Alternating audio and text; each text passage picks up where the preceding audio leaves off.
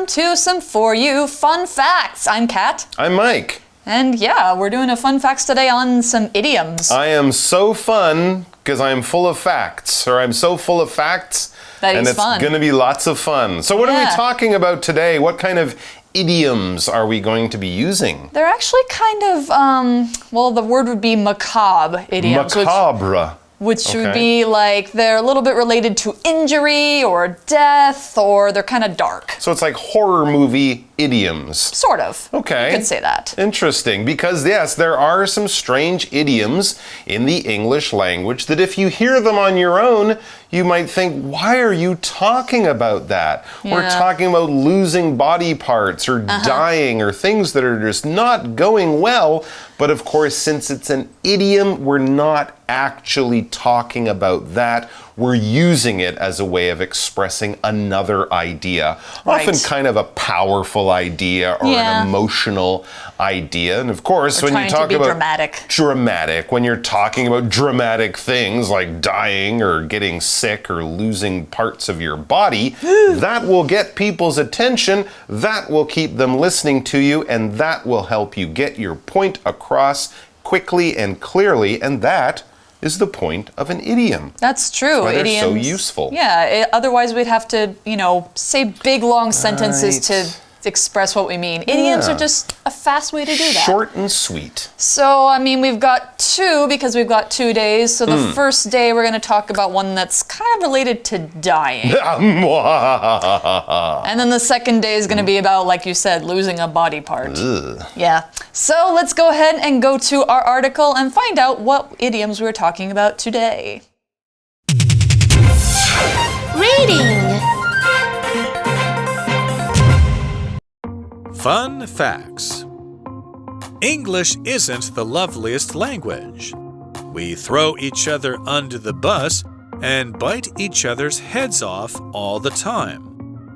The history behind some phrases, though, is even more horrible than you could imagine.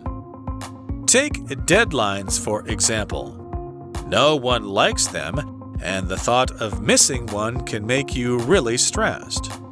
Originally, though, a deadline meant something much worse than the last day to hand in your homework. Its bloody background goes all the way back to the American Civil War, 1861 to 1865.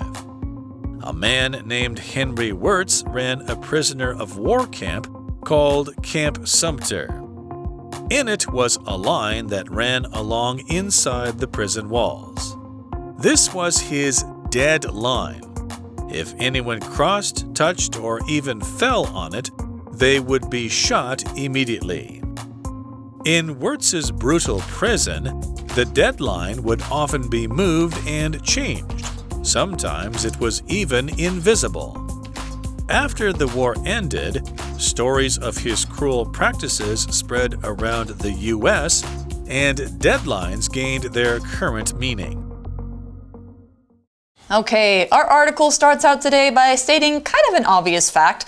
English isn't the loveliest language. Okay. Now we're not always hearts. Yeah, we're not talking about you can't say lovely things with English. Of course, you can write love songs or beautiful love poetry and things like that. But when we look at these specific idioms, you'll see that, yes, sometimes there are some crazy and slightly even scary ideas that we do use in English. Here's a great one. It says, as an example of how English is not the loveliest language around, it says we throw each other under the bus. And throwing a person under a bus or the wheels of a bus would, of course, be incredibly bad and dangerous, and you would go to jail, so don't do it. But it's a great idiom. It is a great idiom. And bite each other's heads off. All the time. Yeah, so we throw each other under the bus and bite each other's heads off all the time, but not for real. Right, so if I bite your head off, basically it means I'm yelling at you, or I'm really angry at you, and so I say something that's really mean. You forget your homework, you fail your test, you're come in late for work, your boss, your teacher, your mom or dad, they might bite your head off. You're in big trouble and they're gonna give you a yelling. And to throw someone under the bus is basically to blame them for something that you also have responsibility for. So if you and your friend were caught cheating or doing something tricky and you say, it was her, it was all her, it wasn't me. And then she or whoever the other person is gets all the blame and you walk away free. You threw that friend under the bus. You made them take the blame for something that you were also responsible for. Right. Not cool. Kind of like stabbing them in the back. Exactly. All right, so the article goes on to say the history behind some phrases, though, is even more horrible than you could imagine. It's true. Horrible. Really horrible. Yeah, so horrible is our first vocab word here today. It's an adjective that means awful, very bad, as you could guess. In this case, it actually relates to horror, which is the fear and shock that you feel when you see something bad or scary. If you feel terror, it means you're scared that it might happen. If you feel horror, it means it is happening in front of you. So an example sentence of horrible might be, there was a horrible accident on the highway today when a truck crashed head-on into a smaller car. Ooh, wow, people got hurt. There were dead. Broken cars and all sorts of terrible stuff. Yeah. But of course, we do use horrible just to talk about things that we really don't like. Yeah. I had a horrible plate of spaghetti for dinner. It doesn't mean it was filled with terrifying monsters. It just means it was really bad. It tasted bad. Someone put on sugar when they should have put on salt. Does that ever happen to you? No, but it would be horrible, wouldn't it? It'd be really, really bad. So we do use it in a more casual way just to say we don't like something. All right, here's another example. Take deadlines, for example. All right, yeah, we talk about deadlines in English. Now you might think it has to do with dead or dying or death. Not really, but let's get to that later. First, we have this expression to take something for example. I'm talking about a big idea. I'm talking about something that lots of things could fit in, that's something that could be true for lots of things, but I want to give you one example. I want to show you how it works in one case in the real world, all right? So we could talk about, there's lots of places that are really popular with tourists. Take Venice, for example. They have too many tourists in that city, so they're starting to cut down the numbers. That's one example of places these days that are really affected by tourists. I don't have to make a list. I can just talk about one of them to show you the idea. Right. So deadlines Take deadlines, for example. Deadlines is our example of these horrible idioms. Okay. So the article says no one likes them, deadlines. And the thought of missing one can make you really stressed. Yeah, so stressed here is an adjective that means, well, a lot of things happen when you're stressed. Your muscles get tight, your heart starts beating faster, you lose patience a lot faster with people. Your stomach might get upset too, right? Yeah, you have a hard time focusing. Maybe you want to run away or you just kind of freeze. Yeah. That's stress. And we feel this, everybody feels this. We feel this when we have a lot of pressure on us, when somebody's yelling at us, when maybe you just have too much going on in your life. Sure. So if you're stressed, that's an adjective that comes from the verb and noun, stress. Also, you could say you are feeling stressed out, or you could say something is stressing you out. This deadline is stressing me out. It's making me stressed. An example sentence might be, Haley was feeling extremely stressed from all the work and errands she had to do that day. She's got a lot on her mind, a lot of things to do, and it's starting to affect her normal life. It's starting to make her feel not so good because of all the stress, the pressure that she's under. All right, let's get back to this word deadline. It says originally, though, a deadline meant something much worse than the last day to hand in your homework, because that is what people think of as a deadline now. It's that day when something should be finished, when something should be done. Homework is a great example. Here's a book, you have to read it and write a report. Have it on my desk by Friday, says your teacher. That's your deadline. Now that's how we use it today, but originally it really had a lot more to do with dead lines. Oh, I wonder how. We'll find out. Oh, yes. So we had this adverb originally, talking about how originally deadlines had something to do with actually dying. So originally means at first, in the first place, when it began, when it started. So the first time people in the English language used this phrase deadline, it had a different meaning to what it has today. All right, so things change over time. History goes on, events happen, things do change. If we want to talk about how they were at the beginning, before they changed, that's how we use the adverb originally. For example, Will Smith originally became famous as a rapper, not an actor. Yeah, back in high school, he already had some hit songs. So originally, he was a famous rapper. Yeah, so deadlines, they have to do with handing stuff in. That's what they have to do with now, exactly. And when you hand something in, you give it to something who is waiting for it. For example, like a boss or a teacher who is waiting for your homework or waiting for that thing that you need to give to them. Once you have it, then you give it to them, you hand it in. You give it to the person in charge who is waiting for that thing. Thank you. You're very welcome. All right, so our article goes on to talk about deadline, the original meaning. Yeah, where did they come from? Yeah, right. Its bloody background, oh my gosh, goes all the way back to the American Civil War, which happened from 1861 to 1865. It was a 4-year war, a lot of people died. So its background here is a noun that means the story of where it comes from, or a story of where somebody or something comes from, or what happened with it in the past. Originally. So if you're talking about somebody's background, it could be their school, where they grew up, their past jobs, family, so on and so forth. The background of a place or a thing, like this idiom, is about how it became the way it is, more like its history. So a background could be thought of as history, but it's not going to be a history that you find in like textbooks per se. All right, so an example might be, let me give you a bit of background about myself. And then I would go on to talk about where I went to school, where I grew up, how old I am, what I like to do, that kind of thing. Kind of thing, a job interview question where they might ask you, tell me about your background. Where did you go to school? What other work have you done before this? You know, but they don't need to know the name of the hospital you were born in and what time and stuff like that. Unless it is a hospital you're applying at. Even then, they wouldn't care. Yeah, okay. All right, let's get back to the Civil War and the origins of this phrase, deadline. It says, a man named Henry Wirtz ran a prisoner of war camp called Camp Sumter.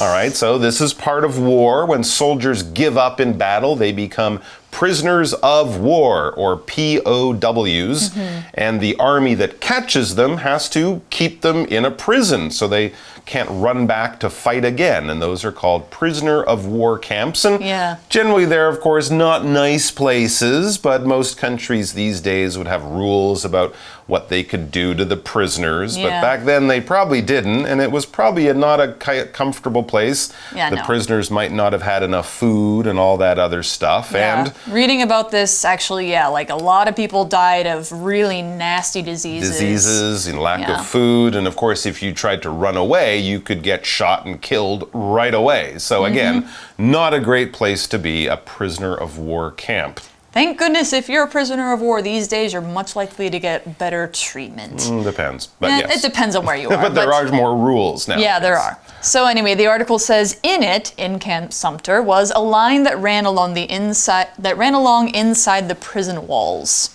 So yeah, they had this line. I wonder how that could relate to a deadline. I guess we're gonna find out. All right, in this sentence we have what's called an inversion. An inversion is when you kind of turn something the other way or turn it upside down. So we see the sentence goes, in the camp, was a line, something, something. Usually you'd see it as the camp had a line in it, something like that. But we often use this inverted form to tell a story or explain something or describe where it is.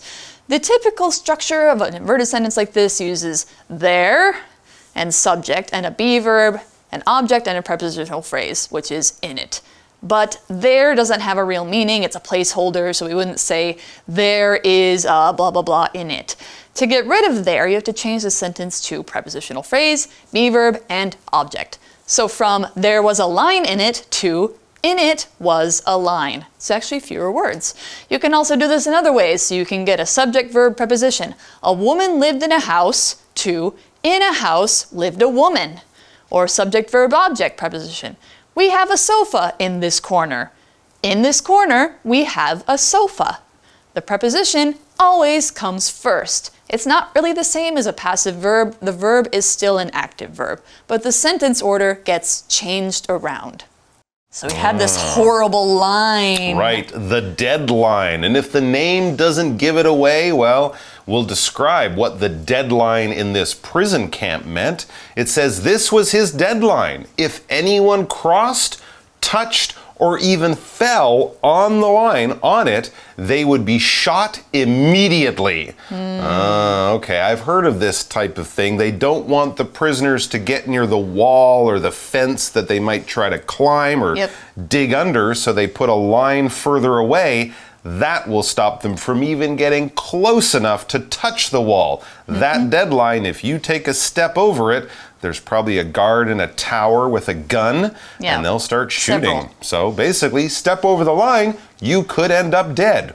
Yeah, or you will end up dead is what they're promising. If they hit you. Yeah, well, hopefully not. I mean, I don't know if anybody ever made him escape, but anyway, the article says, in Wirtz's brutal prison, the deadline would often be moved and changed. Just like deadlines today. Interesting. Yeah. All right, so brutal here. This is an adjective that means horrible again, but kind of in a more specific way because it means it's causing lots of harm or pain to others. So what's often the most brutal thing is war, especially when it means that a lot of soldiers are hurt or sick or dying, and that was the case in this camp. We also use the word brutal to kind of exaggerate or make something sound worse than it is. So maybe something that's not actually causing you physical harm, but by saying like, that test was brutal, it means it's something very difficult and painful, emotionally painful or mentally painful to get through. Maybe you got a bad score, maybe it was really, really hard. So an example might be, the brutal winters in Siberia are so cold that in some places people only go outside when they need to run to another building. Yeah, so because the temperatures would freeze you almost immediately if you stay outside longer than that. Sounds like university in Canada. All right, back to the article. Sometimes it says, this is the deadline we're still talking about, sometimes it was even invisible. Wow, so this Henry really Wirtz guy, he really wasn't nice. No. Obviously, he was moving the deadline, changing it around so people didn't always know where it was. And sometimes he would just say, it's there, but you can't see it. It's invisible. So basically that gave him the right to shoot anyone, anywhere, anytime. And this, of course, made all the prisoners very scared and stressed when they were in this prison camp. Absolutely. Because in this case, the deadline was invisible. If something's invisible, you can't see it. It's normally something that you could see, probably, but in this case, because of magic or something weird happening, it's invisible. Now, yeah, we could talk about the air being invisible. You can't see the air around us, but generally we would use it to talk about something that's hidden or it's gone away or something magical has happened and it's invisible.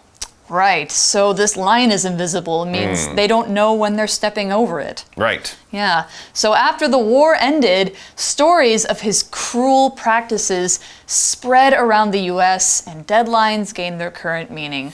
And apparently he actually was executed for war crimes. Well, that would be a war crime, yes. Yeah, it was, so he got his life taken away because he did such horrible things to people during the war.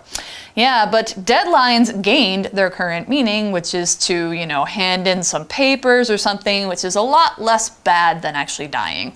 Now, gain here is a verb that means to get or achieve something you didn't have before. So to gain a meaning means it didn't have this meaning before, but now it does.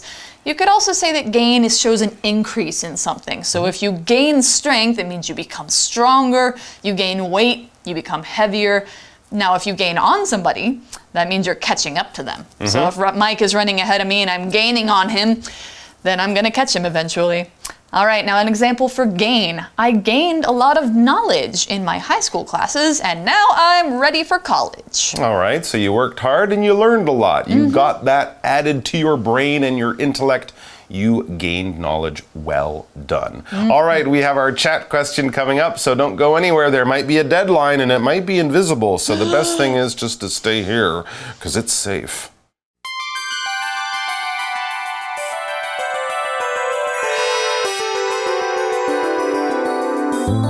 For You Chat.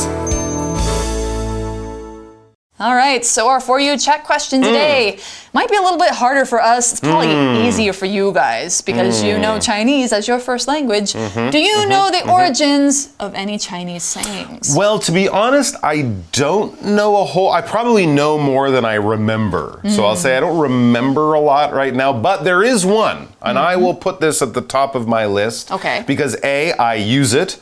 B, I like it. And C, and I thought this is interesting, I have used this expression back home in Canada. And people have said, what does that mean? And I explain it and they're like, that's a really good saying. So it's maybe one that could actually translate into other languages and travel around the world. Let's make that our job. The one I'm thinking of is the one you pull out when you go to a place and it's so crowded. There's people everywhere and you might look around as you get off the train or open the doors or walk into the shopping mall on the weekend and say, Ren Shan, Ren Hai, people mountain, people sea. Because it really gives you the idea that there's a mountain of people or a sea or an ocean of people. Yeah. That's all you have to say, and people understand, oh, really crowded, tons and tons of people. I get it. And as I said, I've used this back home, I've told, and they're like, yeah, that's a good one. I like that one. Yeah, it's short and it's effective. And even if you've never heard it before, you know what it means as soon as you hear it. So. Because we also say a sea of people in Absolutely. English. We don't say a mountain of people, but you could understand it. You could say a mountain of other things, right? I have a mountain of homework. Yeah. I have a mountain of dirty Anything dishes. that goes up high. Exactly. A big pile of people, dishes, whatever. But there you go. There's a Chinese saying. What about you guys? Is there a Chinese saying that you use a lot in your daily life? Or maybe one that you think, why don't people in other countries use this saying? It really makes sense. So have a chat about that. And tomorrow we'll be back with more creepy idioms from the English language. Bye-bye. See you then. Is that a deadline for them to come back? Yeah, you got to come back tomorrow. That's your deadline. It is, but don't worry. No one will. There's no guns involved. Okay. Bye-bye. Bye. Fun facts. English isn't the loveliest language. We throw each other under the bus and bite each other's heads off all the time. The history behind some phrases, though, is even more horrible than you could imagine. Take deadlines, for example. No one likes them, and the thought of missing one can make you really stressed. Originally, though, a deadline meant something much worse than the last day to hand in your homework. Its bloody background goes all the way back to the American Civil War, 1861 to 1865. A man named Henry Wirtz ran a prisoner of war camp called Camp Sumter. In it was a line that ran along inside the prison walls. This was his dead line. If anyone crossed, touched, or even fell on it, they would be shot immediately. In Wirtz's brutal prison, the deadline would often be moved and changed. Sometimes it was even invisible. After the war ended, stories of his cruel practices spread around the U.S., and deadlines gained their current meaning. Vocabulary Review. Horrible. The people of this country haven't forgotten the horrible things that happened to them during the war. Stressed. With only 1 day left to the big exam, Reese was very stressed. He didn't think he could pass it. Originally. Originally, most movies were in black and white. but later people started making them in color. Background. In this class, you'll learn all about the background of World War I, particularly the few years before it began. Brutal. For decades, the government used brutal means to get rid of its enemies, and many people died. Gain. The new law wasn't very popular at first, but it soon gained support across the country. 字汇小补帖 Invisible.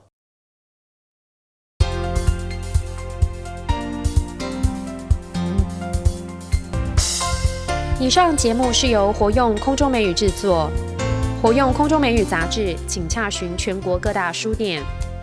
如欲索取试听教材，请来电02-2364-4000 02-2364-4000，或上网查询，网址是 www.english4u.net www.english4u.net